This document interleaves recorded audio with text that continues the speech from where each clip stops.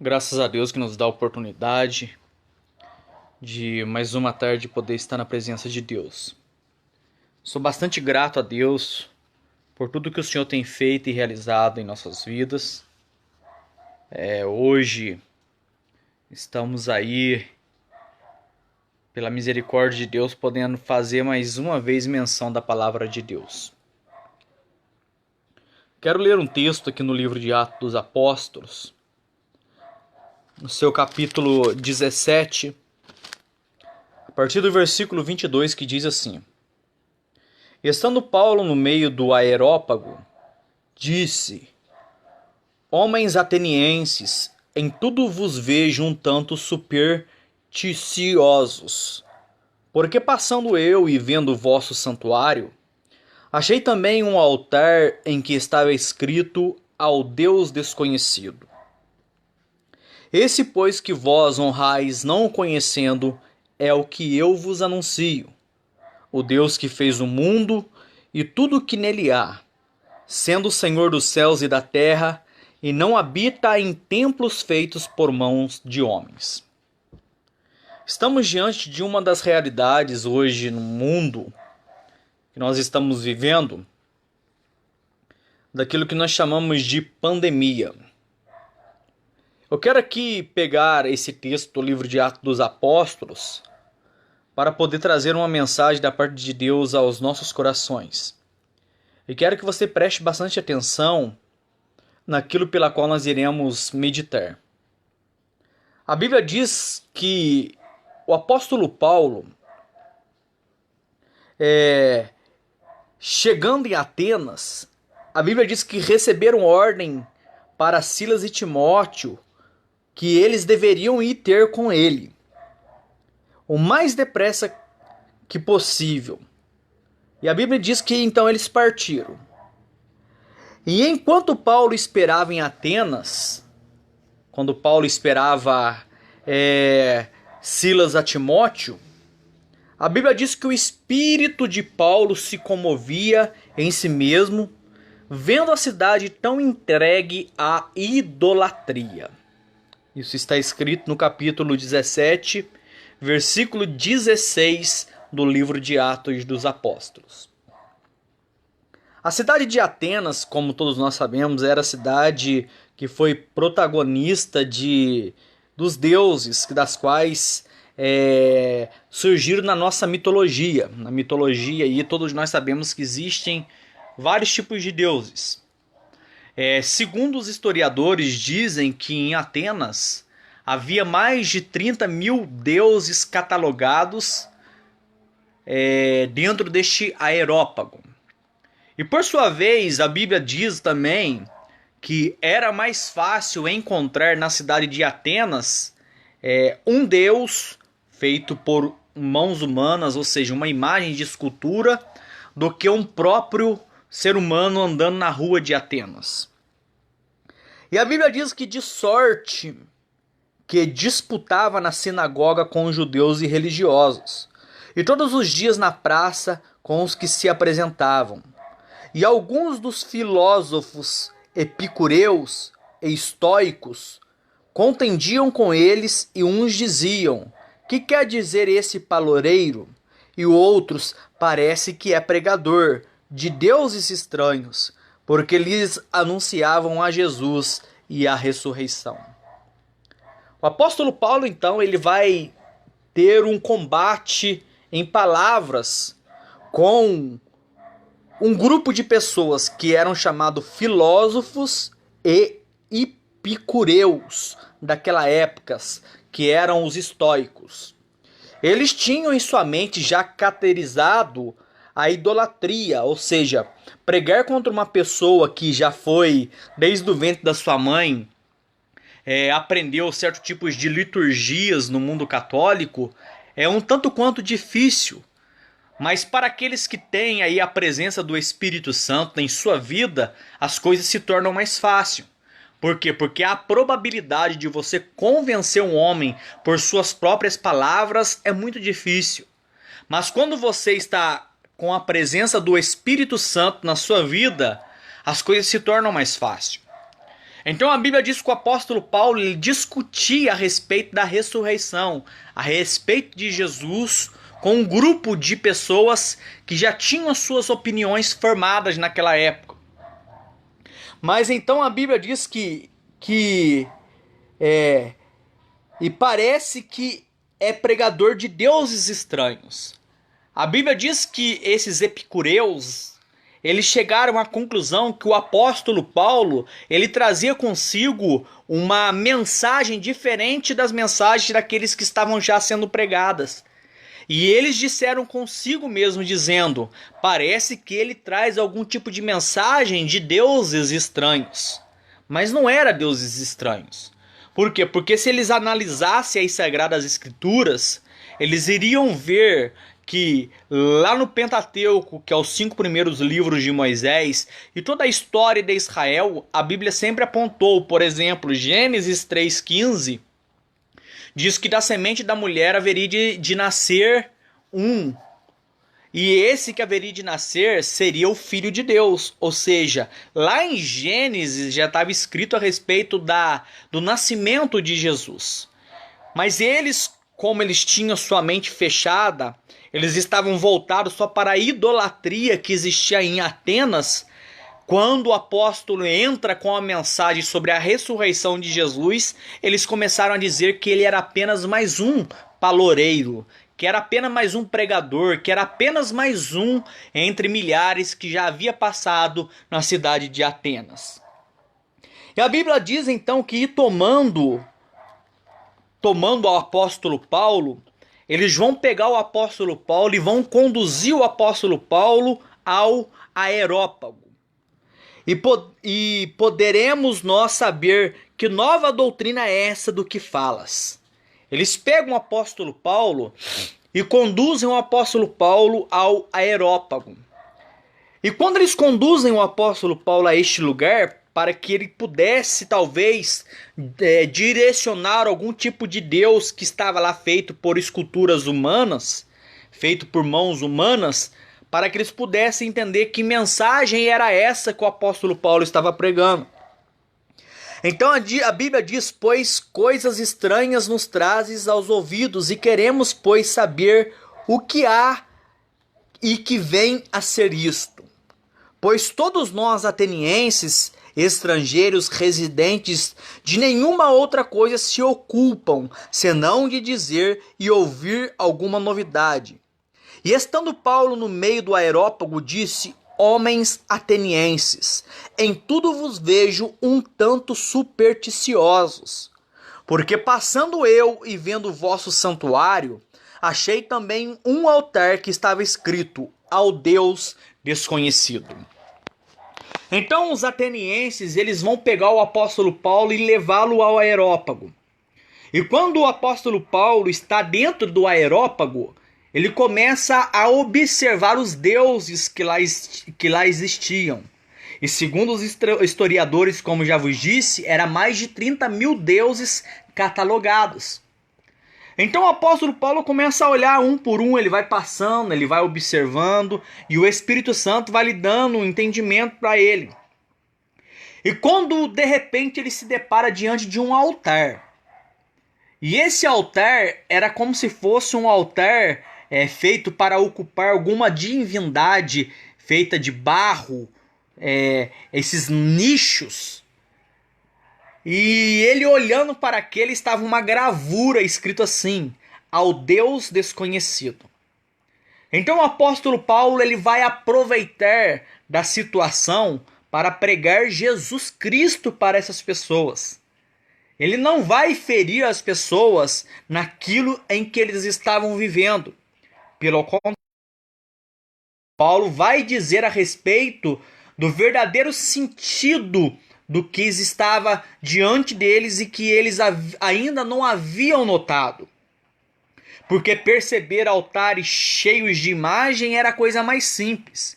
Mas observar um altar em que não havia imagem nenhuma de escultura, para os atenienses era a coisa mais difícil que existia. Pois bem, então diz isso que o apóstolo Paulo ele observa, e vê essa gravura debaixo deste altar dizendo assim: ao Deus desconhecido. E quando ele lê isso, a Bíblia diz assim, que ele lê: ao Deus desconhecido, eu vos anuncio, o Deus que fez o mundo e tudo que nele há, sendo o Senhor dos céus e da terra, e não habita em templos feitos por mãos de homens. Nós estamos vivendo uma época difícil, que nós estamos aí vivendo a pandemia, né? Quero dizer a respeito disso aí também, um pouquinho, para que os irmãos possam entender. Aqui, quando o apóstolo Paulo ele se depara com o altar ao Deus desconhecido, a história vai dizer que há alguns anos atrás, antes do apóstolo Paulo ter passado na cidade de Atenas, houve uma grande mortandade, de uma grande epidemia. Epidemia esta que da qual causou grande estrago, levando milhares e milhares de pessoas a óbito. Ou seja, a epidemia, ela é um vírus causado por um local, ou seja, por uma cidade, por um povoado, por uma comunidade. Ela atinge somente aquele lugar. Mas nós hoje estamos vivendo uma pandemia. Pandemia quer dizer mundial. Mas será que é motivo para que nós venhamos ficarmos tão preocupados e assolados com essas coisas? Eu digo para você sinceramente, com o meu coração aberto, para aquele que ama a palavra de Deus, não é motivo de nós nos preocuparmos. Por que é que eu estou vos dizendo a respeito disso? Ela estava entregue à idolatria. Se existe uma das coisas que vem a maldição da parte de Deus para alguns lugares, é quando o povo se esquece de Deus. E se você olhar o cenário mundial aí, você vai entender aquilo que eu estou tentando vos passar. É de que os seres humanos, eles deixaram o amor a si próprio, já não tem mais amor para com o seu próximo, não estão mais preocupados em si com as pessoas que estão ao seu redor. A preocupação das pessoas hoje mais é com aquilo que nós conseguimos conquistar no dia a dia, através dos nossos esforços. Mas quando nós nos tratamos em amor, nós usamos o texto básico, que é o texto áureo das Sagradas Escrituras, que é João, capítulo 3, versículo 16, que diz assim: porque Deus amou o mundo de tal maneira que deu seu único filho, para que todo aquele que nele crê não pereça, mas que tenha a vida eterna. Aí eu vou lhe fazer uma pergunta. O texto diz que Deus amou o mundo de uma tal maneira que ao ponto de enviar o seu único filho. Deus, ele amou não um mundo em que nós estamos vivendo, mas nos amou como pessoas no mundo, ao ponto de enviar o seu único filho.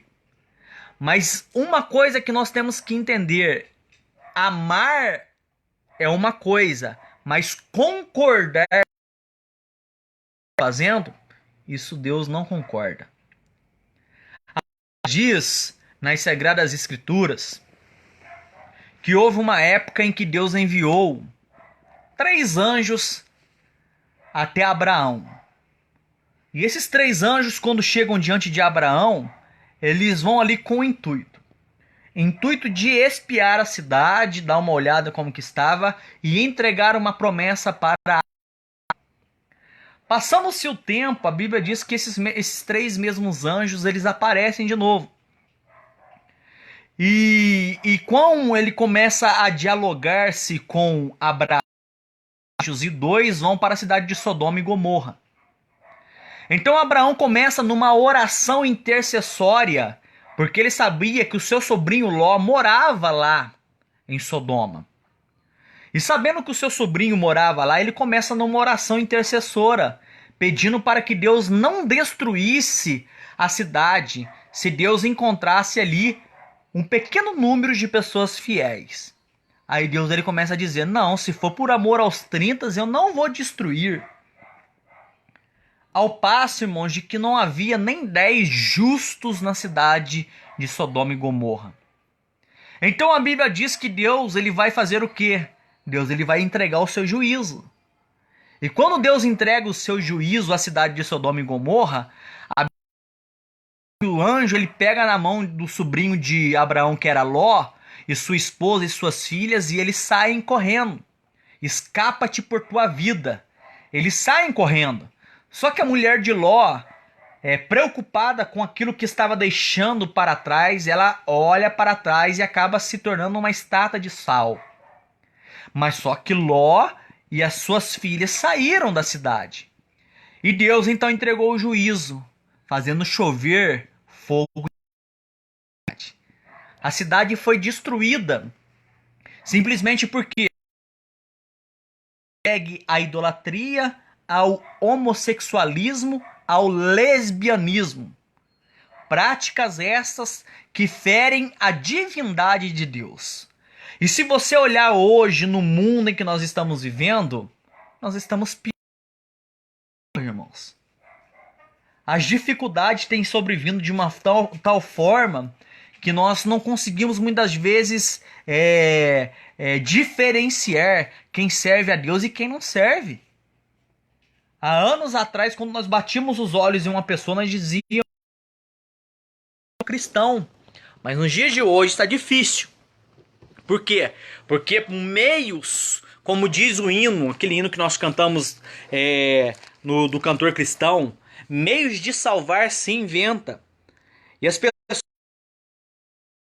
meios de salvação em várias outras coisas. E isso tem desagradado ao coração de Deus. A Bíblia diz: se o meu povo que se chama pelo meu nome se humilhar, orar e buscar a minha face e se converter dos seus maus caminhos, então eu vos ouvirei do céu e sararei a vossa terra. A Bíblia diz que Deus ele promete ouvir-nos novamente se nós deixarmos as práticas que têm desagradado a Deus. Irmão Rodrigo, mas isso que está acontecendo aí, será que de fato é Deus punindo o mundo com a sua forma rigorosa de agir? Eu tenho a plena certeza que sim. E outra coisa que eu vou dizer para os irmãos: tudo isso é necessário que aconteça. Por isso que nós não devemos ficarmos alarmados. Por quê? Porque existe aquilo que nós chamamos de princípios das dores. Nós estaremos entrando a qualquer momento aí nos princípios de dores. E princípio de dores, irmão, daqui a pouquinho nós vamos entrar neste texto aí, você vai ver que vai haver homens desmaiando pela expectativa das coisas que vão de vir ao mundo. Então, nesses dias em Atenas houve uma epidemia. Não foi a pandemia. Epidemia é local. E houve muitas pessoas que foram mortas por essa epidemia. E tentaram eles oferecer sacrifício aos seus deuses, e os deuses deles não respondiam. Não havia quem curasse, quem fizesse com que essa epidemia cessasse. Até que deu-se a entender que havia um homem chamado Epidêmenes. Esse homem poderia então trazer a solução para Atenas. Então eles trouxeram ele para Atenas e lá está esse homem agora diante da cidade, diante da idolatria, diante de tudo aquilo que estava acontecendo em Atenas. Então ele vai pedir alguns pedreiros, alguns tijolos e um grupo de ovelhas. Para quê? Ele haveria de fazer um altar a Deus. E esse altar ele haveria de oferecer o animal ao Senhor. Mas esse animal não poderia ser qualquer tipo de animal. Quem haveria de escolher seria o próprio Deus. Ele fez o seguinte ritual. A seguinte coisa. Ele soltou elas. Enquanto elas estavam pastando em pastos verdejantes, algumas iriam comer, iriam se alimentar da vegetação, mas aquela, porém, que recusasse a se alimentar, essa seria a que seria usada para a expiação de pecado, para que Deus pudesse então fazer isso, interromper aquilo que estava acontecendo em Atenas. E isso se sucede, irmãos. A Bíblia diz então, os estudiosos dizem então, que Epidemes ele começa a observar e ele encontra então a ovelha que haveria de ser emolada. E ele então sacrifica. Sacrificando foi de instantâneo. Deus ele tirou a sua mão sobre Atenas e a mortandade foi parada. E quando a mortandade parou, aqueles epicureus, aqueles filósofos estoicos que existiam e que contendiam com o apóstolo Paulo em Atenas, chegaram diante de Epidêmenes e falaram para ele: que Deus é este? Qual é o nome deste Deus? Para que nós podemos também colocar a sua gravura dentro do aerópago. Não sabendo Epidêmenes como ele dizer qual seria o Deus, qual é o nome deste Deus, eles então chegaram à conclusão: vamos escrever a seguinte gravura: ao Deus desconhecido. Então, irmãos, eles colocaram lá dentro deste lugar chamado aerópago um altar erigido sem nenhum tipo de imagem, lugar vago, lugar vazio. Porque Deus ele não habita em templos feitos de tijolos. Deus não habita em templos no que tange a respeito a uma construção civil. Deus ele habita dentro de nós, através do Espírito Santo. É por isso que ele intercede por nós com gemidos inexprimíveis. Quando nós não sabemos o que dizer e nem como convém falar e nem como convém pedir. Quando nós não sabemos nem como convém orar, ele vai e intercede por nós com gemidos inexprimíveis. Então eles pediram para Epidêmenes qual seria o nome. Ele, não sabendo o nome do seu Deus, mas ele servia a um Deus que não era nenhum dos 30.000 deuses catalogados que havia em Atenas. Ele servia a um Deus que havia criado os céus e a terra. E ele tinha plena certeza que Deus haveria de dar fim à epidemia que estava assolando Atenas. E isso se sucedeu. E eles escreveram então, e passaram-se anos e anos e anos e anos. O apóstolo Paulo ele entra em Atenas. E quando ele entra em Atenas, ele é conduzido por esses filósofos epicureus ao aerópago. O apóstolo Paulo, de alguma maneira, ele tinha que pregar a palavra para aquelas pessoas. Porque eles disseram que o apóstolo Paulo era mais um palavreiro. Ou seja, seria mais um pregador que estava passando por aquele momento ali em Atenas. Mas não. O apóstolo Paulo, ele tinha dentro de si a convicção do Jesus que ele servia. Por quê? Porque o apóstolo Paulo, ele de fato ele teve um encontro verdadeiro com Jesus. Quando ele pediu cartas para tentar matar cristãos naquela época, quando ele consentiu com a morte de Estevão, a Bíblia diz que ele caiu por terra. E quando caiu por terra, ele levantou e perguntou: quem és tu, Senhor? Só pode chamar Jesus de Senhor quem de fato conhece a Jesus Cristo como Senhor. Então a Bíblia diz então que ele dali ele se levantou um novo. Já não era mais um Saulo, e sim um Paulo. E ele começou então a propagação da palavra de Deus, a pregar a palavra de Deus de uma forma tremenda. E a Bíblia diz então que ele vai falar para eles: eu vejo que vocês parecem um tanto quanto supersticiosos. Mas passando eu e vendo o vosso santuário, eu achei também um altar, que está escrito assim: ao Deus desconhecido. Este, pois, quem vós honrais, não conhecendo, é o que eu vos anuncio. Eles não sabiam quem era este Deus, mas o apóstolo Paulo veio dizer para ele que Deus é este. E agora eu quero te dizer que Deus é este. Capítulo 17, versículo 24. O Deus que fez o mundo e tudo que nele há, sendo o Senhor dos céus e da terra, e não habita em templos feitos por mãos de homens. Capítulo 17, versículo 26.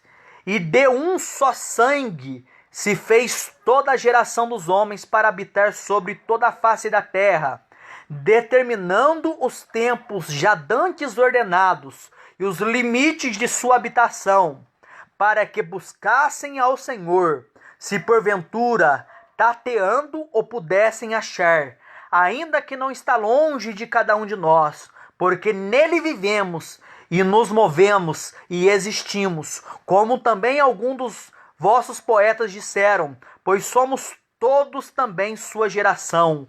Sendo nós, pois, geração de Deus, não havemos de cuidar que a divindade seja semelhante ao ouro ou à prata ou à pedra esculpida por artifício de imaginação de homens.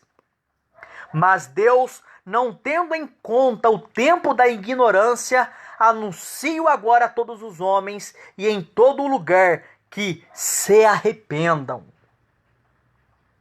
O que Deus está dizendo para o universo, irmãos, para o globo terrestre, para o globo terrestre, é de que os seres humanos se arrependam. Por que é que eu estou vos dizendo isso? Eu quero ler um texto aqui para que você possa entender por que é que eu estou vos dizendo isso. Mateus, capítulo 24.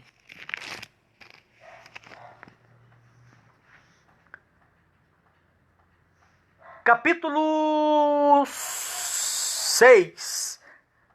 Capítulo 24, versículo 6 do livro de Mateus. Olha o que Jesus vai dizer.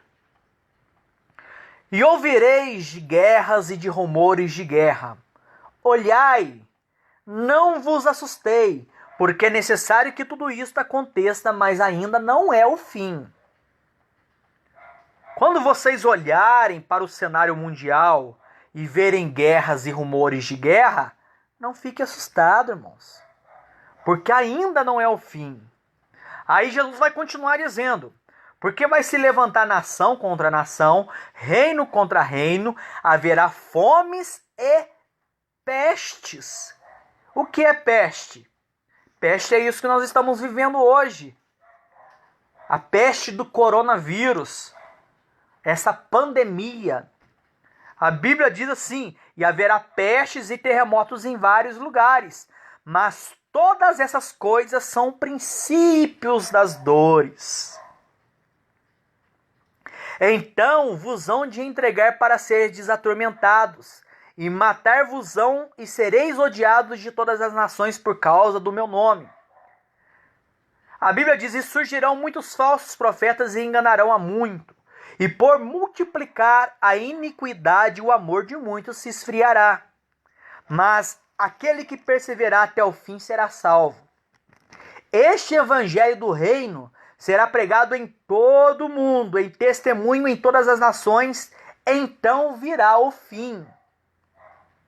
A Bíblia continua aqui, capítulo 24, versículo 22.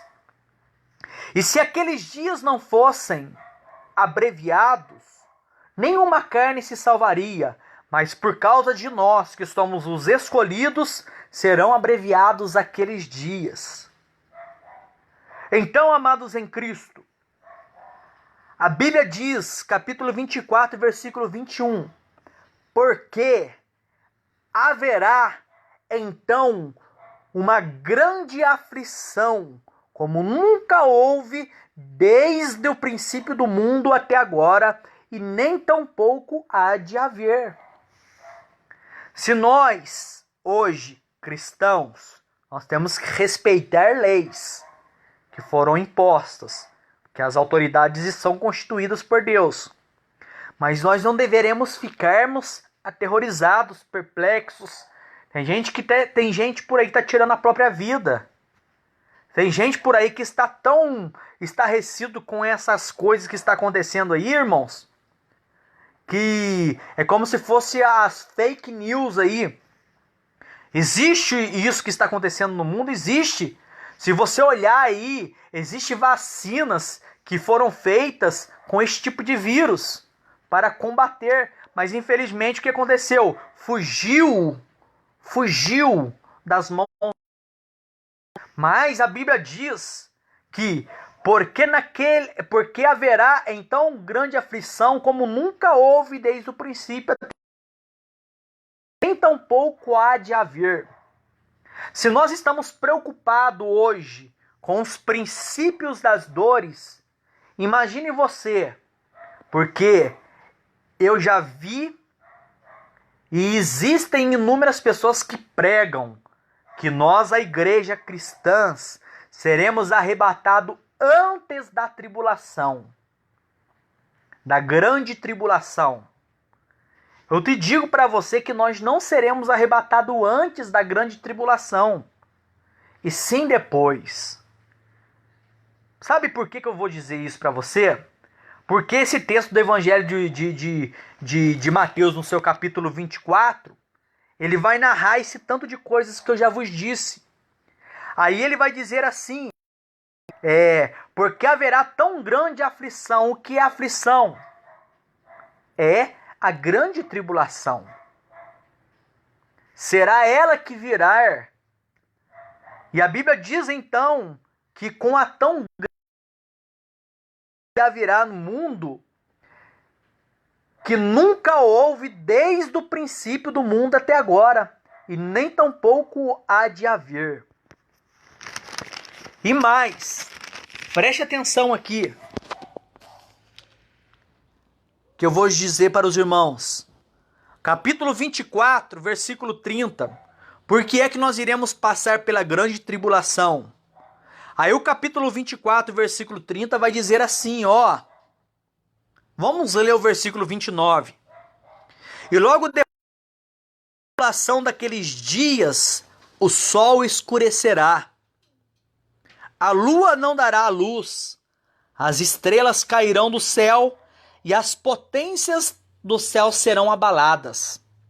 Então aparecerá no céu o sinal do Filho do Homem, e todas as tribos da terra se lamentarão.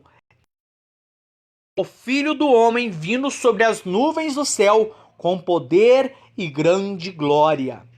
E ele enviará os seus anjos com alarido e clamor da trombeta, as quais ajuntarão os seus escolhidos desde os quatro ventos, de uma e outra extremidade dos céus.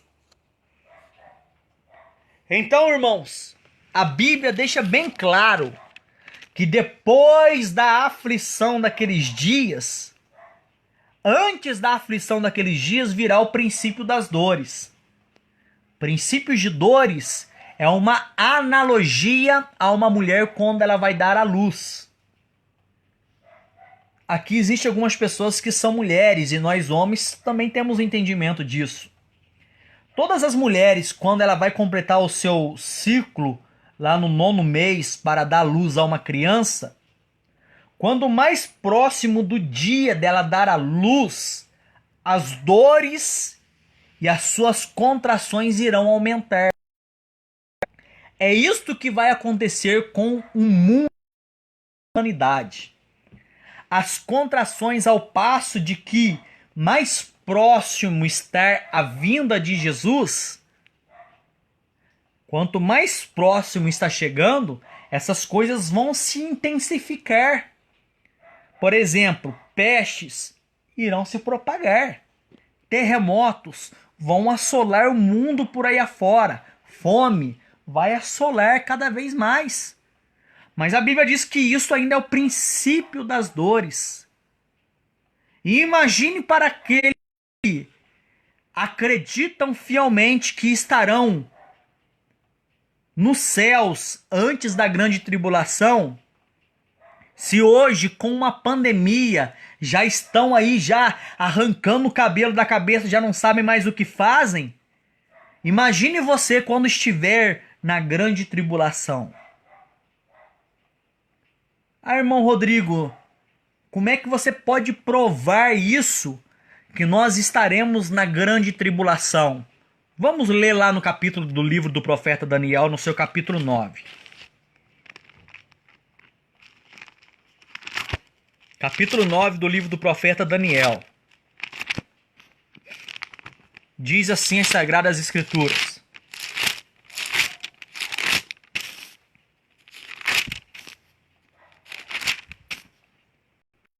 Capítulo 9, a partir do versículo 20, que traz por epígrafe para todos os irmãos aí, em nome de Jesus, hein?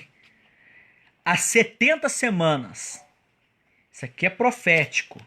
Isso aqui faz parte da escatologia bíblica.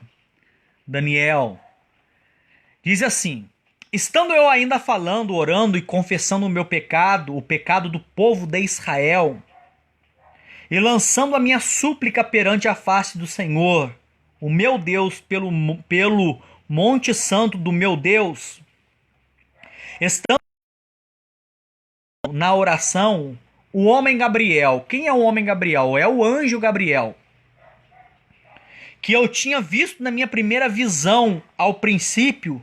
Ele veio voando rapidamente e tocou-me na hora do sacrifício da tarde.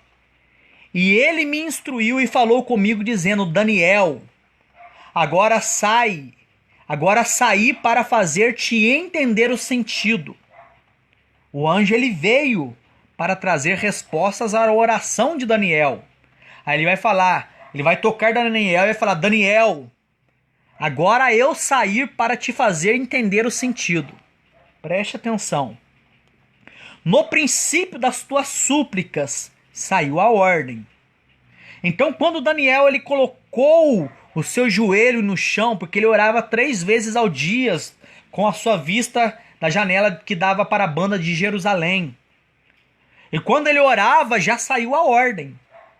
E quando saiu a ordem da resposta de Daniel, houve batalha nos céus. É ao contrário do que as pessoas pensam.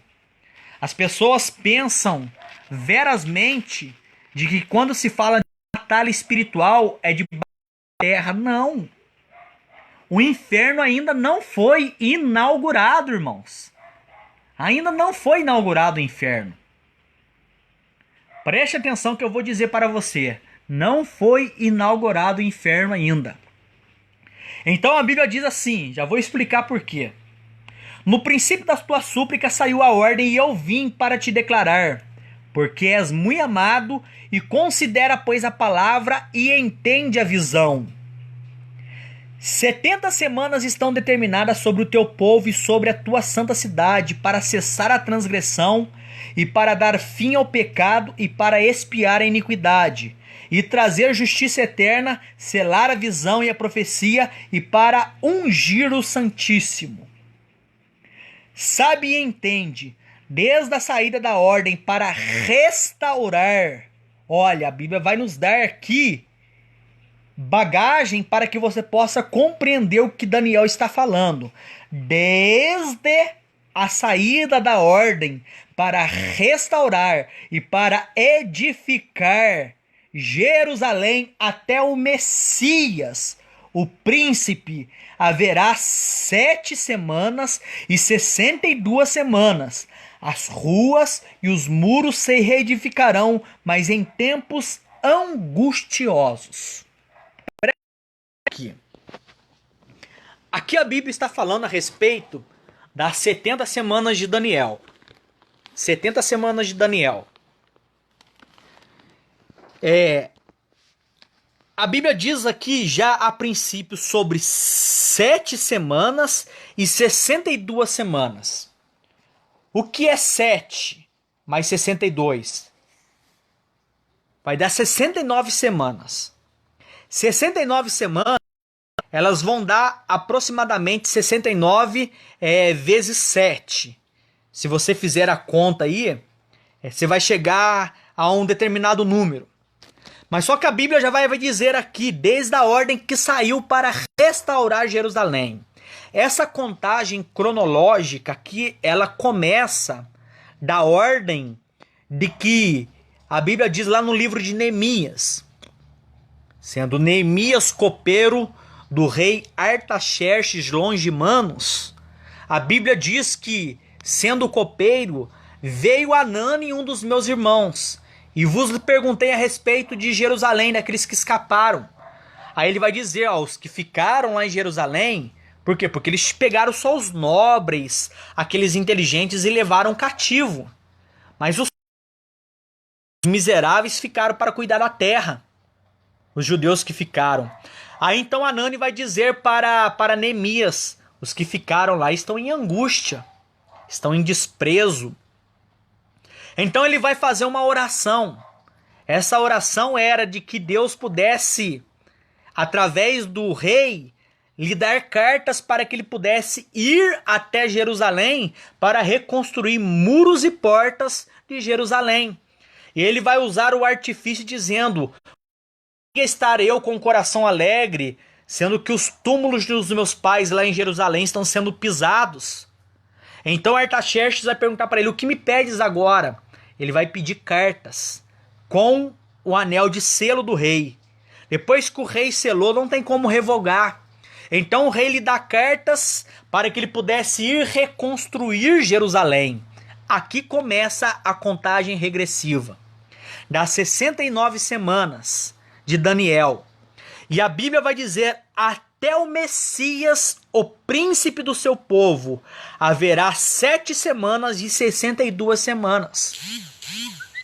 Então, desde a época em que aconteceu a reconstrução dos muros em Jerusalém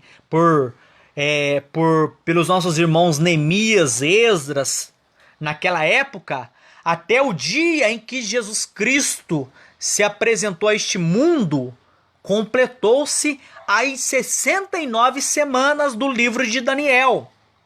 Só que a Bíblia fala na epígrafe as 70 semanas de Daniel. Falta ainda uma última semana, que serão uma semana, ela é considerada 7 anos. Cada semana são 7 anos. Por isso que eu pedi para os irmãos multiplicar 69 vezes 7. Que você vai ver que desde a época que saiu lá a data específica para a reconstrução dos muros de Jerusalém, até o Messias vai coincidir essa data exata. Se eu não me engano é 400 e alguma coisa, 400 e tantos anos. Você vai ver que vai dar essa data exata até o dia em que o Messias foi cortado. Cortado por quê? Porque ele morreu. Mas, irmão Rodrigo, ele não era Deus? Sim, era Deus. Deixa eu explicar para você aqui. Livro de Colossenses, Filipenses.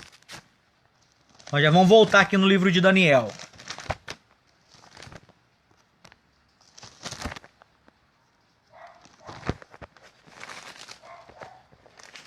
Filipenses, no seu capítulo 2. Diz assim a palavra de Deus. Capítulo 2, versículo 6 do livro de Filipenses. As pessoas não acreditam que Jesus é Deus. Olha, e que ele veio na natureza humana. Que sendo em forma de Deus, não teve por usurpação ser igual a Deus, mas esvaziou-se a si mesmo, tornando em forma de servo, fazendo-se semelhante aos homens. E achando na forma de homem, humilhou-se a si mesmo. Quando que Jesus ele veio em forma de homem? Quando ele nasceu da Virgem Maria. Não foi pelo coito sexual com José que Jesus veio ao mundo, não. Jesus ele veio ao mundo por geração do Espírito Santo de Deus.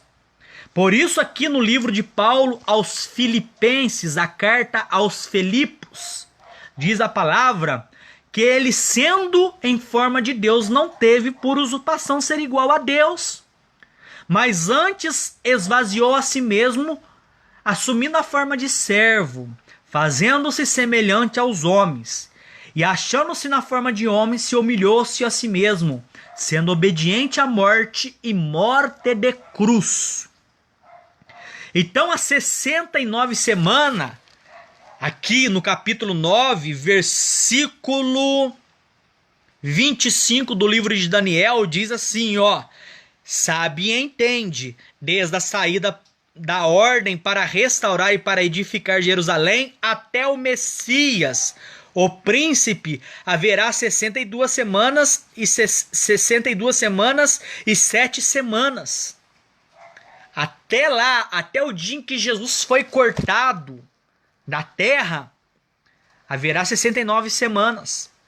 Então a Bíblia diz aqui em Filipenses capítulo 2, versículo 9: por isso também Deus o exaltou soberanamente e lhe deu o nome que está sobre todo nome, para que no nome de Jesus se dobre todo o joelho, dos que estão na terra, preste atenção, dos que estão nos céus e daqueles que estão debaixo da terra.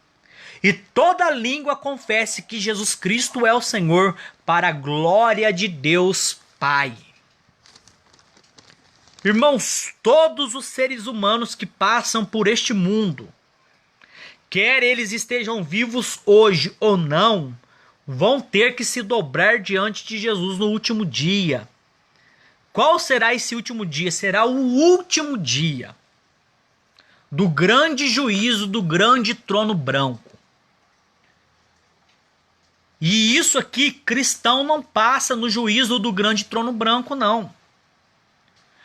Cristãos salvos, eles passam diante do julgamento do tribunal de Cristo, que é diferente do grande juízo do grande trono branco.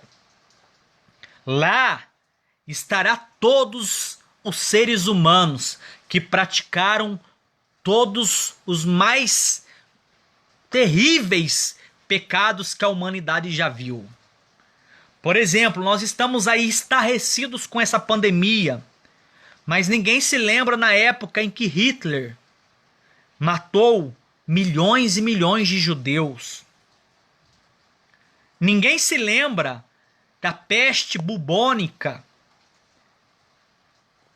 Ninguém se lembra aí, por exemplo, do vírus do HIV. Ninguém se lembra que nós estamos vivendo também uma epidemia no Brasil da dengue. Não. É porque a notícia global por veículos de comunicação, por exemplo, isso aqui é algo pessoal meu. Eu não assisto televisão. Eu tenho televisão em casa. Ah, irmão Rodrigo, é pecado assistir televisão? Você assiste o que você quiser, mas eu não assisto. É algo meu, pessoal, diante de Deus, que eu fiz para a separação.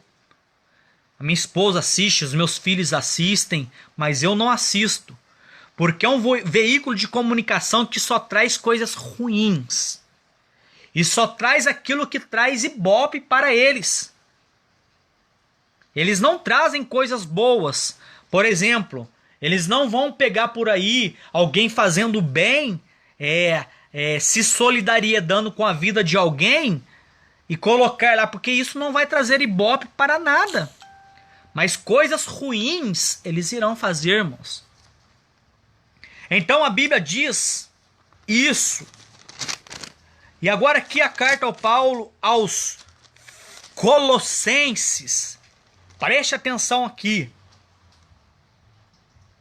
Capítulo 2, versículo 13, aos Colossos.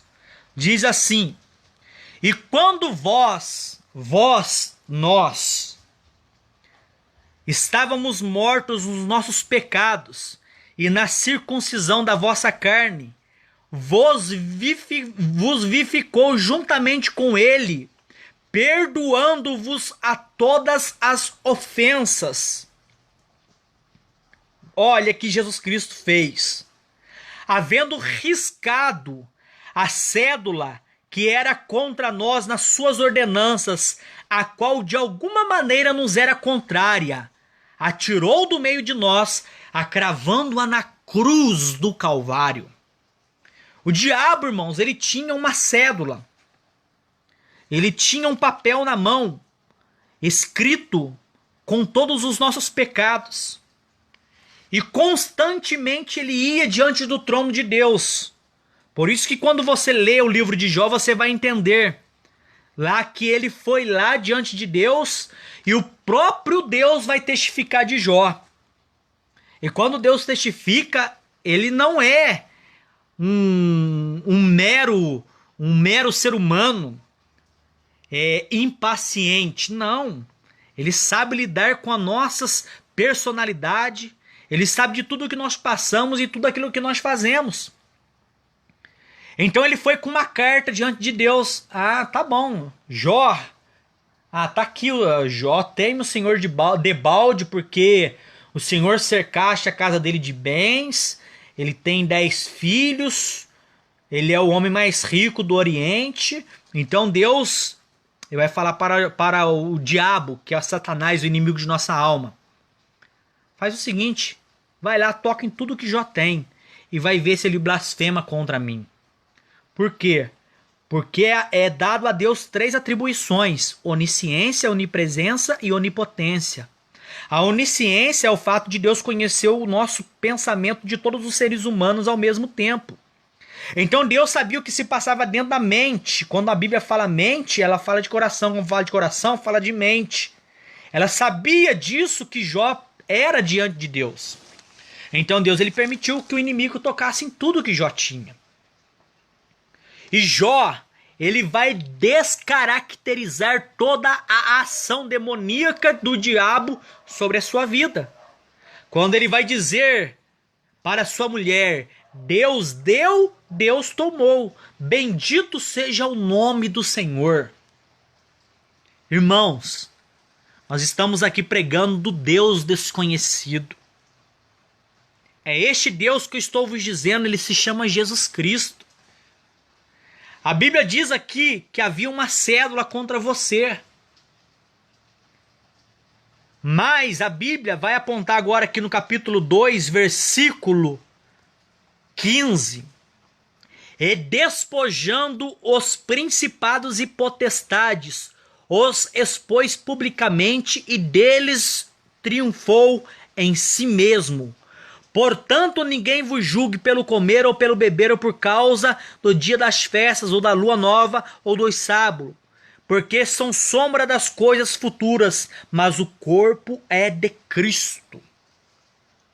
Então a Bíblia diz que Jesus Cristo ele desposou-se o diabo. O que é desposar?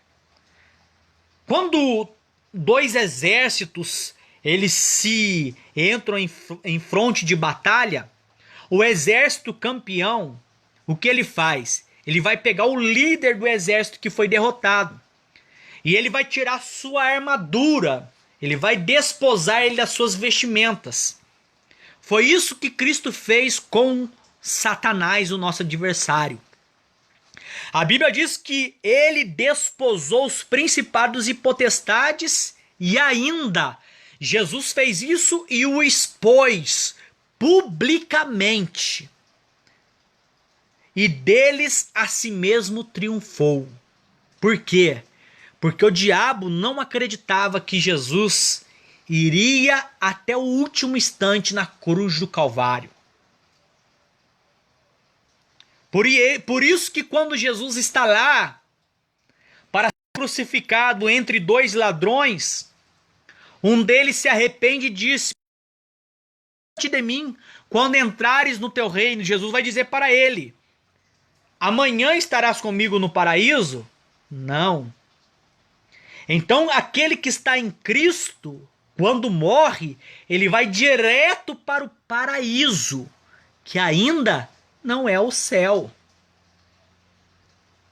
Ah, irmão Rodrigo, então aquele que estava ao lado de Jesus, que se arrependeu e disse para Jesus: Jesus, lembra-te de mim quando entrares no teu reino?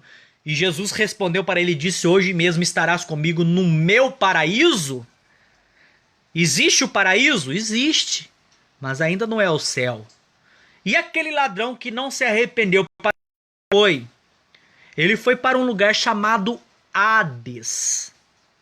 Hades ainda também não é o inferno. Ah, irmão Rodrigo, você está equivocado com isso. Não existe Hades. Quer que eu te mostre? Vamos lá no livro de Lucas. Nós já vamos voltar lá nas 70 semanas de Daniel para completar a palavra. No evangelho de Lucas, irmãos, é o evangelho das parábolas. Existe uma regra de parábola. Aquele que prega, prega. Quem ouve, a interpreta. E quem interpreta, ele vai responder uma pergunta. E essa pergunta que ele responder será uma sentença para a própria vida. Eu sei que eu dei um nó na sua cabeça com isso. Quem prega, prega. Quem ouve, a interpreta. E quem interpreta vai responder uma pergunta. E a resposta da sua pergunta será uma sentença para a própria vida. Deu um nó na sua cabeça, né? Isso aqui é regra de parábola. Por isso que no livro de Lucas existe inúmeras parábolas. Mas pera aí, deixa eu achar aqui a parábola, que eu já vou te explicar isso aí, que eu acabei de dizer para os irmãos.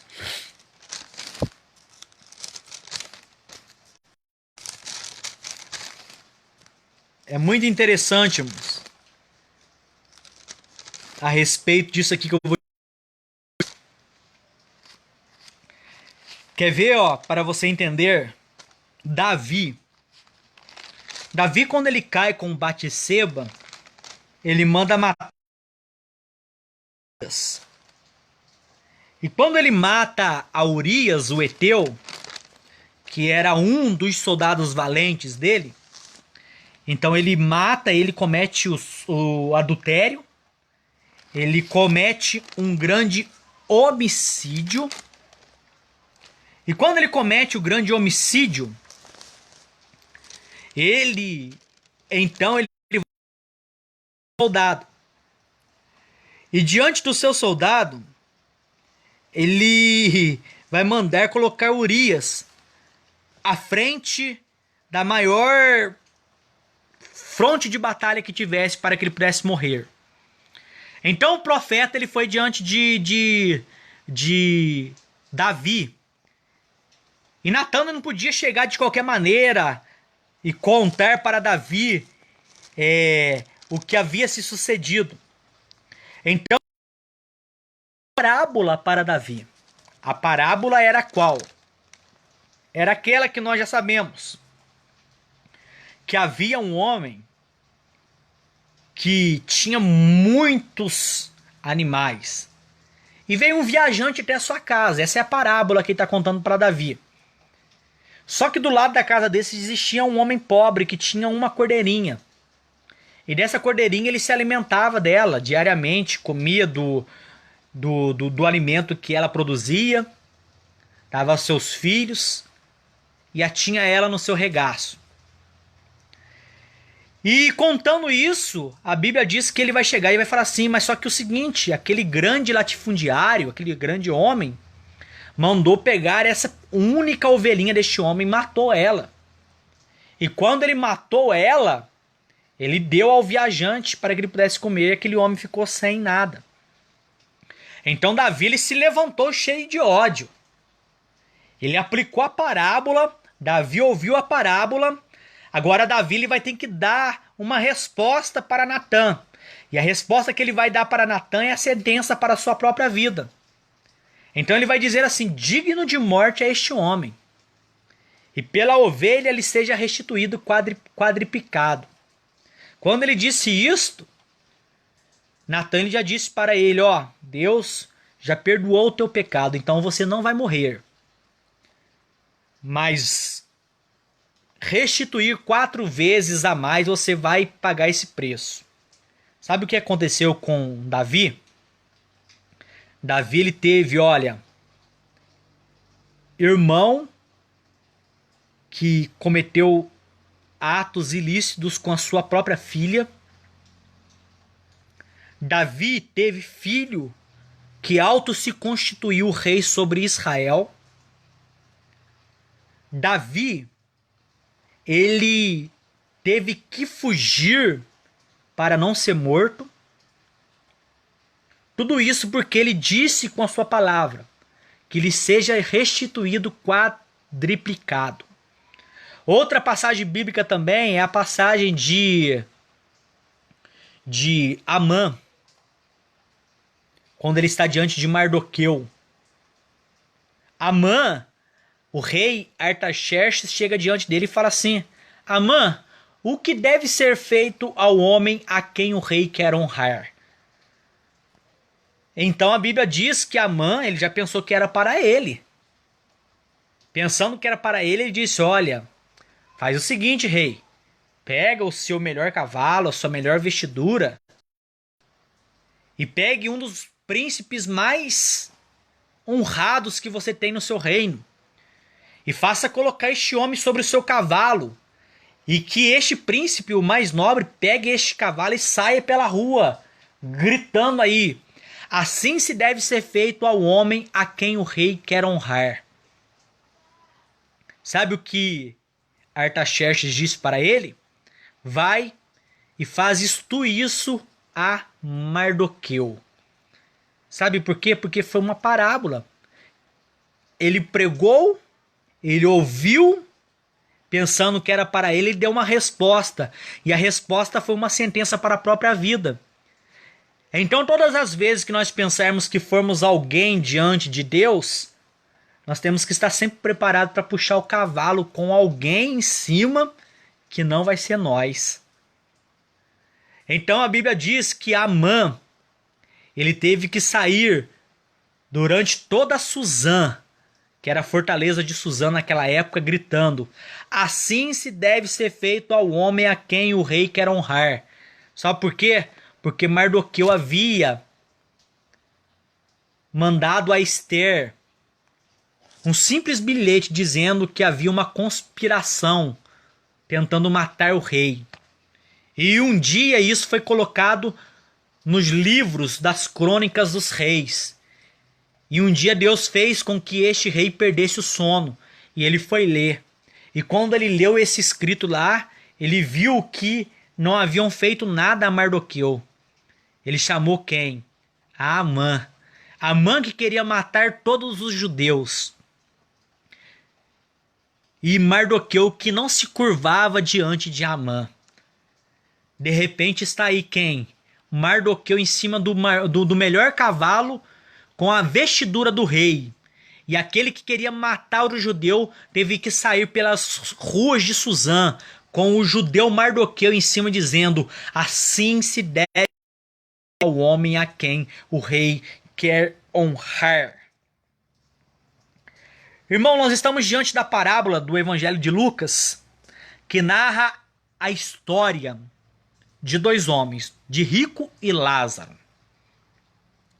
Já disse para os irmãos que existe o paraíso. Agora eu quero te dizer que existe o Hades também. A Bíblia diz que a morte chegou para ambos, para o rico e para Lázaro. E é engraçado que parábola não se dá nome, mas nessa parábola existe a parábola em que é intitulada a parábola do rico e de Lázaro. Então a Bíblia diz: chegou a morte para ambos. Só que a sentença não foi igual para ambos. A Bíblia diz que Abraão é tido aqui como um lugar de paraíso. O homem que chamava Lázaro, que jazia cheio de chagas e desejava se alimentar das migalhas que caía da mesa do rico, ele foi para um lugar chamado paraíso, aonde ali ele não tinha mais consciência de sofrimento, de coisas do passado. Não. Ali ele estava no consolo, no seio de Abraão. Ao passo de que o rico, ele foi para um lugar de tormento, chamado Hades. E lá no Hades, este estando em tormento. Tormento por quê? Porque Hades, Seol e Inferno é o lugar aonde existirá a total ausência de Deus. O mundo só não está pior ainda porque Deus ainda está neste mundo através da sua igreja. Mas Hades, Seol e Tártaro, inferno, é o lugar de total ausência de Deus. Por que é que lá os seres humanos irão sucumbir? Não será o diabo atormentando eles, igual muitas pessoas pensam. Não será. Por quê? Porque o inferno ele foi preparado para o diabo e seus seguidores. Não é da vontade de Deus de que os seres humanos passem toda uma eternidade lá. O que é eternidade? Não há se como comparar a eternidade. Não tem como fazer uma comparação o que é eternidade. Então, a Bíblia diz que estando ele em lugar de tormento, tormento significa consciência. Então lá, a consciência daquilo que você praticou no mundo e que te conduziu para o inferno estará ativa. E você vai se lembrar por que é que você foi parar lá. Sendo que você teve muitas oportunidades ainda na terra de reconciliar-se com Deus, porque todos nós estávamos destituídos da glória de Deus. Mas nós fomos reconstituídos.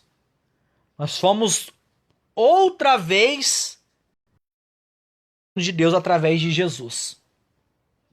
Então a Bíblia diz que estando ele em lugar de tormento, ele conseguiu ver de longe Lázaro amparado no seio de Abraão, que tipifica o paraíso. Aonde Jesus disse para o ladrão da cruz que se arrependeu: hoje mesmo estarás comigo no paraíso.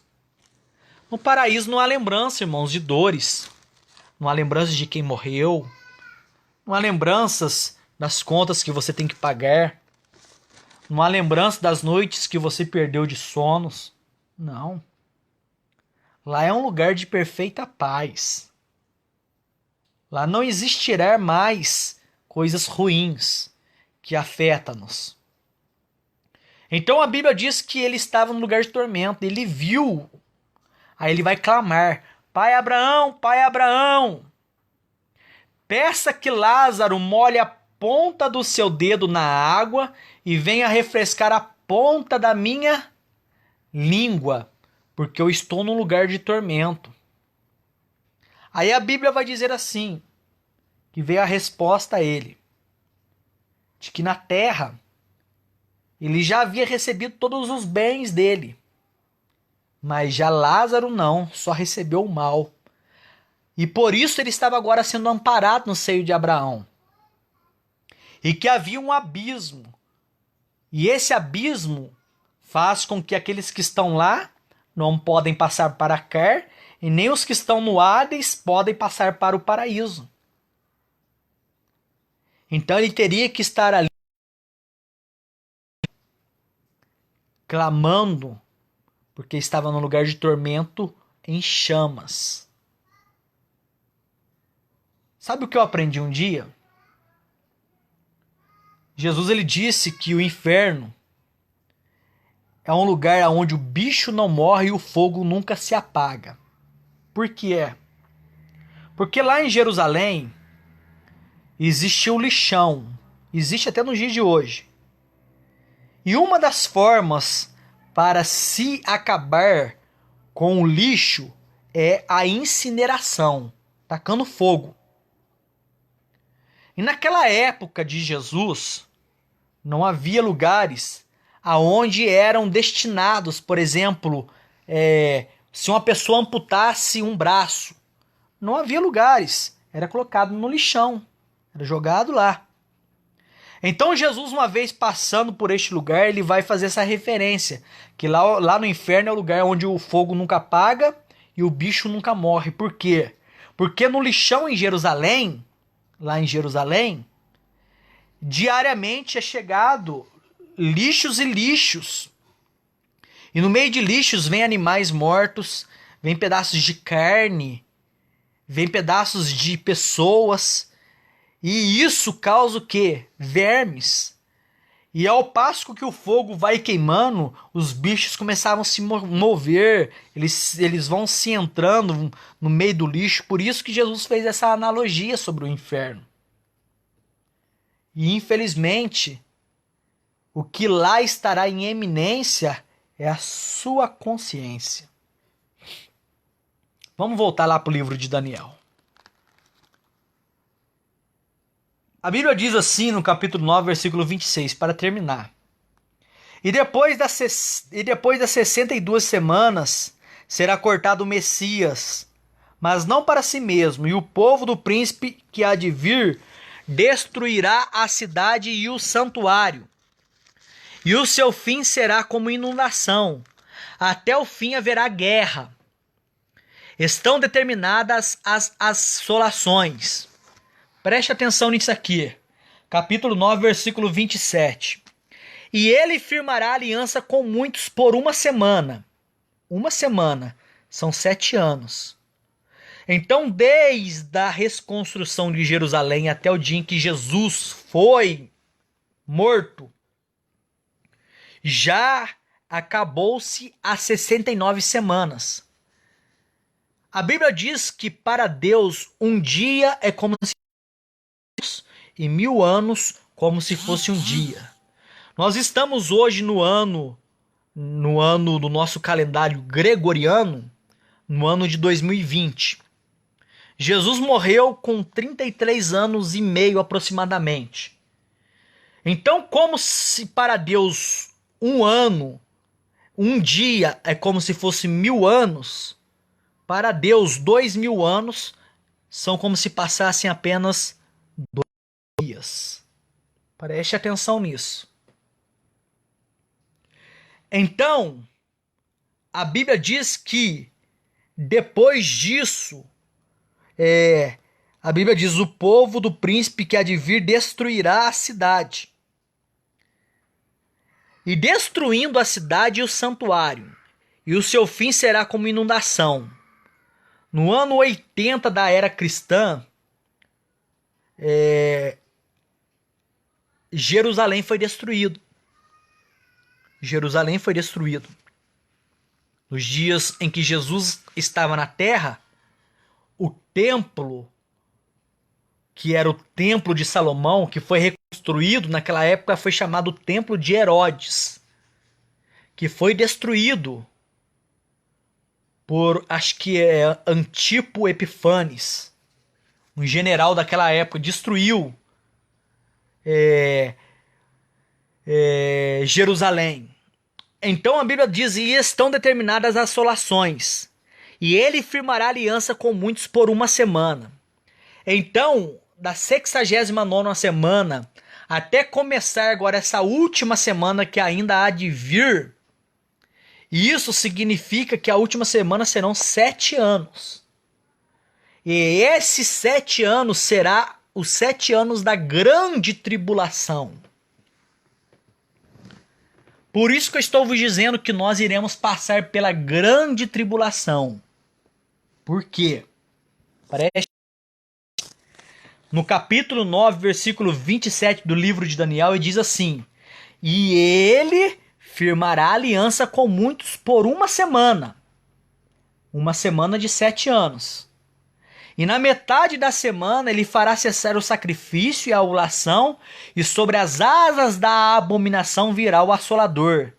E isso até a consumação, que estão determinado, será derramado sobre o assolador. Irmão, ele vai firmar um acordo, que é o anticristo. Quando nós entrarmos no período da grande tribulação, serão 7 anos de grande tribulação. E na grande tribulação,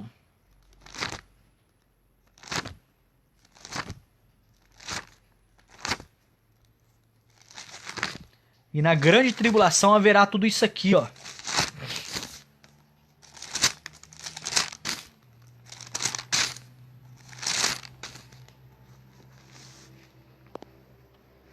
E na grande tribulação haverá tudo isso aqui, ó. Livro de Lucas, capítulo 21. Versículo 9.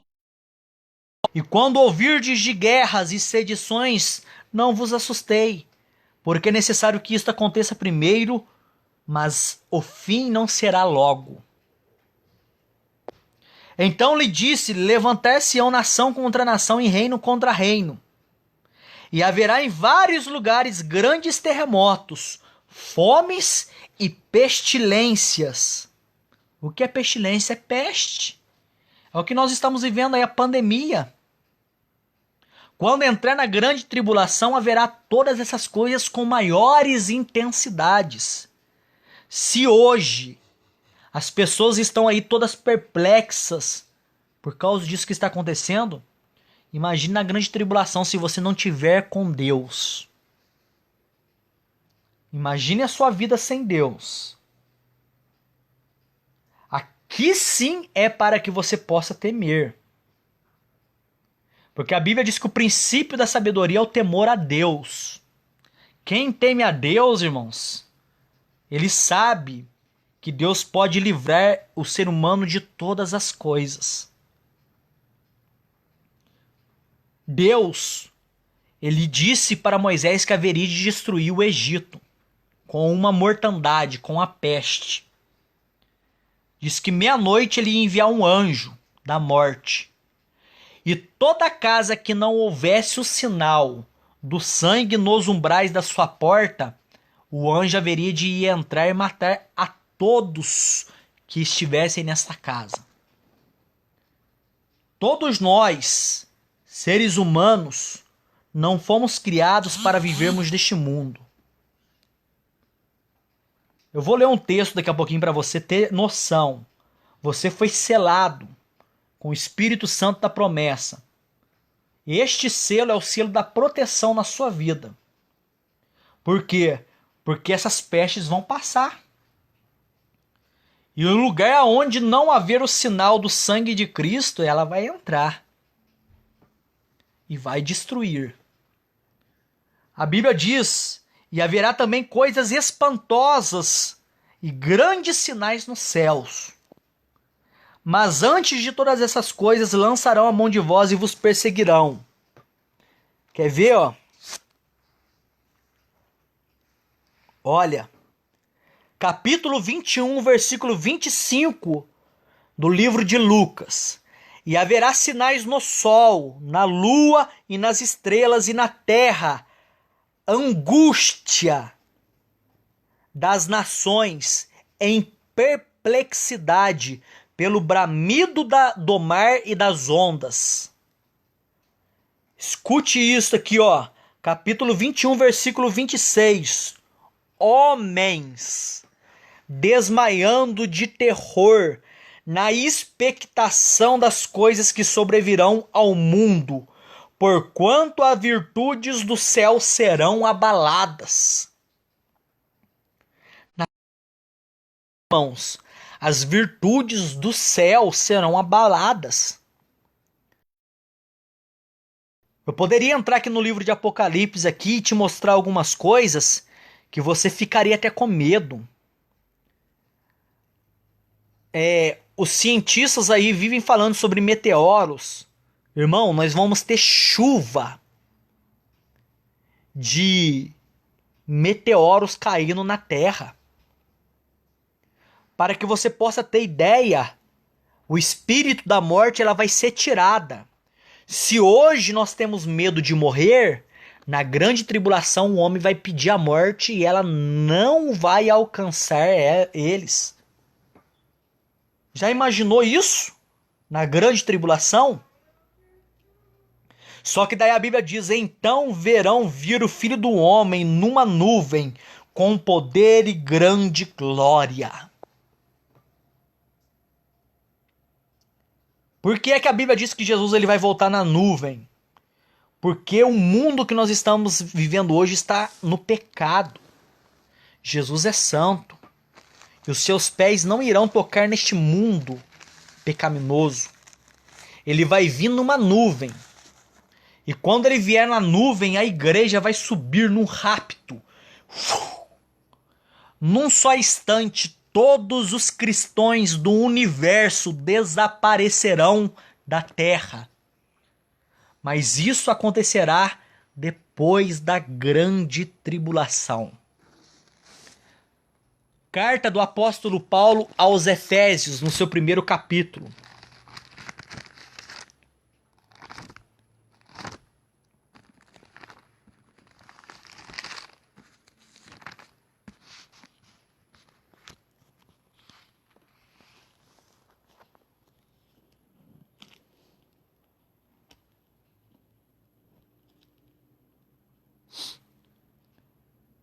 Efésios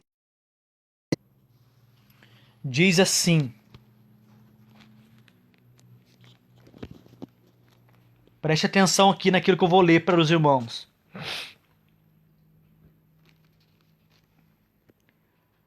Capítulo 2. E vos vivificou, estando vós mortos em ofensas e em pecados, em que em outro tempo andaste segundo o curso deste mundo, segundo o príncipe da potestade do ar, e do espírito que agora opera nos filhos da desobediência, entre as quais todos nós também andávamos, nos desejos da nossa carne, fazendo a vontade da carne e do pensamento, e éramos por natureza filhos da ira, como outros também.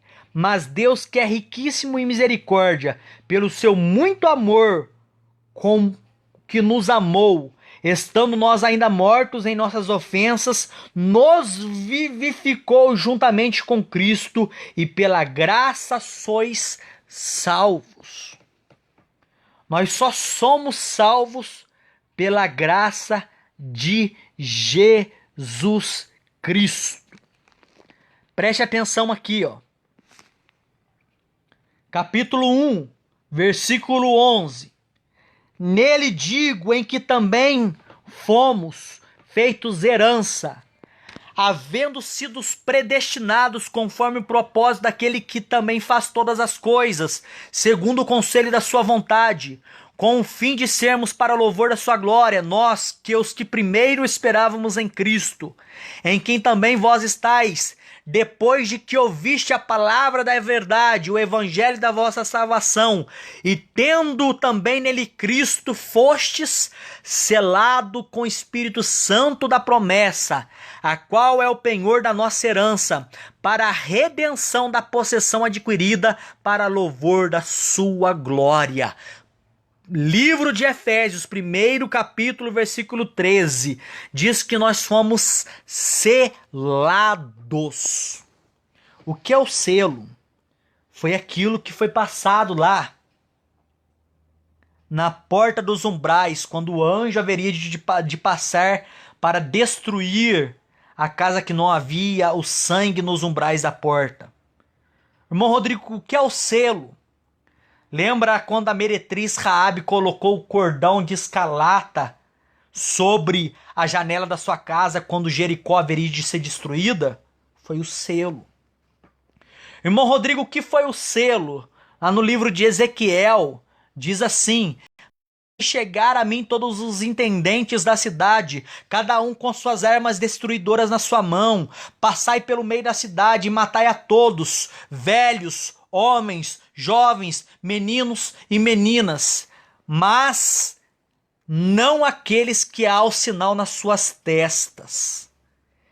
Lá no livro de Ezequiel diz isso, que aquele que tinha o sinal do tal, que era uma letra, chamava tal, os intendentes com as suas armas destruidoras não haveria de matar.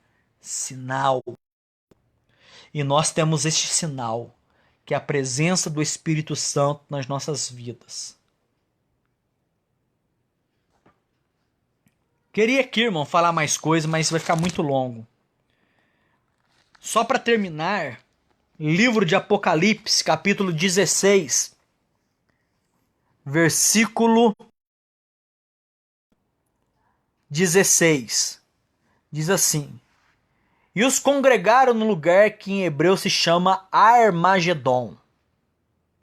E o sétimo anjo derramou sua taça no ar. E saiu uma grande voz do templo, do céu, do trono de Deus, dizendo: está feito. e houve trovões, relâmpagos e um grande terremoto, como nunca havia desde que há homens sobre a terra. Tal foi este tão grande terremoto, e grande a cidade fendeu em 3 partes, e as cidades das nações caíram, e a grande Babilônia lembrou de Deus, que lhe há de dar o cálice do vinho da indignação da sua ira. E toda a ilha fugiu, e os montes não se acharam, e sobre os homens caiu do céu grandes saraivas, pedras, meteoros, peso de 1 talento, e os homens blasfemaram contra Deus por causa das pragas da saraiva, porque a sua praga era muito grande. Irmão, na grande tribulação, vai haver aqui a taça da ira, vai haver os 7 anjos com as suas taças. E o último anjo que ele vai derramar a sua taça, ele vai derramar a taça no céu, é no ar. Por que é que vai ser no ar? Porque daí que entra aquele ditado que as pessoas que leem a Bíblia muitas vezes não compreendem. E muitas vezes aprendem com aquilo que as pessoas falam sem verificar e fazerem estudos bíblicos. Por isso que a Bíblia diz que a nossa luta não é contra a carne nem o sangue, e sim contra potestades, e potestades, elas ficam no ares. São demônios que estão aí, ó. Eles tentam impedir com que a nossa oração suba e que a resposta desça. Mas Deus, ele constantemente rompe essa barreira através dos anjos, que são seres ministradores que estão aqui para trabalhar em favor de nós. Seres esses chamados anjos não são seres para serem adorados, mas eles estão aí para trabalhar em favor da igreja. Que Deus abençoe a cada um de nós e que Deus tenha misericórdia. Que essa mensagem fique gravada no seu coração, ao Deus desconhecido. Esse Deus que você pode até mesmo não ter ainda tido um encontro com Ele. Porque quando você tiver um encontro com Ele, você não estará imune de passar por dificuldades. Pelo contrário, Jesus ele disse, no mundo vocês vão ter aflição, mas tende-vos bom ânimo, porque eu venci o mundo. Hoje, há 20 anos atrás, quem me via tímido, magrelo, dentro da igreja, quando aceitei a Jesus pela fé, não conseguia ler um versículo bíblico de timidez, de vergonha de ler. Sabe por quê? Porque eu havia aprendido uma coisa na igreja que não é verdade. É que o velho homem, ele é sepultado no batismo. Isso é uma inverdade. Eu aprendi que o velho homem, ele deve ser sepultado todos os dias. A nossa velha natureza. E quando eu me batizei, eu pensei que eu havia sepultado o velho homem com o batismo. Foi só eu passar por uma dificuldade que algumas pessoas sabem no começo da minha fé, lá atrás, há 20 anos atrás, uma pequena dificuldade que eu passei, eu já queria usar de coisas do mundo. Quase me desviei. Se não fosse o pastor Claudinho, que hoje, por misericórdia, caminhos de Deus, me aconselhar naquela época, eu não estaria hoje pregando a palavra de Deus do jeito que Deus me deu conhecimento, me abriu a minha mente para a palavra de Deus. Mas tudo isso por quê? Porque eu aprendi que o velho homem morria com o sepultamento no batismo, mas não. Foi só eu passar um momento de dificuldade, onde eu mais precisei de ajuda. Muitas pessoas me abandonou. Muitas pessoas viraram as costas, que poderiam ter me aconselhado. O destino da minha vida poderia ter sido outro. Mas não. Eu vi que a velha natureza estava tão ativa em mim que eu quis agir com armas do mundo E não é assim que se vence no reino espiritual. No reino espiritual, você dá para receber. No reino espiritual, os humilhados que são exaltados. No reino espiritual, quem não tem é o que mais tem. No reino espiritual, aquele que está em é a pessoa mais feliz do mundo. E as pessoas nos acham louco. Por quê? Porque, sinceramente, nós temos isso. Temos Cristo em nossa vida. E eu aprendi, lendo as Sagradas Escrituras, que o apóstolo Paulo disse: aquilo que eu pensava que estava morto, ainda estava vivo em mim. O apóstolo Paulo, sendo fariseu segundo a lei mosaica, doutor, conhecedor da palavra, ele repudiou tudo isso por perca, por amor a Cristo. Então eu renunciei à minha vida, às humilhações, tudo aquilo que eu passei no passado para servir a Cristo. E digo para você, enfrento muitas dificuldades, muitas. Mas posso dizer para você que em Cristo eu sou feliz. Que Deus abençoe a cada um de vocês, em nome de Jesus. Se você puder compartilhar com alguém essa mensagem, compartilhe. Ela traz por título Ao Deus Desconhecido. Ela vai falar sobre a epidemia que teve em Atenas, que o apóstolo Paulo enfrentou. Que o apóstolo Paulo enfrentou, não, que o apóstolo Paulo encontrou um altar escrito ao Deus desconhecido. A este Deus que eu estou te pregando, é o Deus desconhecido. Ninguém, por mais sábio que seja, conhece de fato quem é este Deus. Só conseguimos compreendermos e sentirmos Ele quando entramos em Sua presença. Que Deus te abençoe, em nome de Jesus.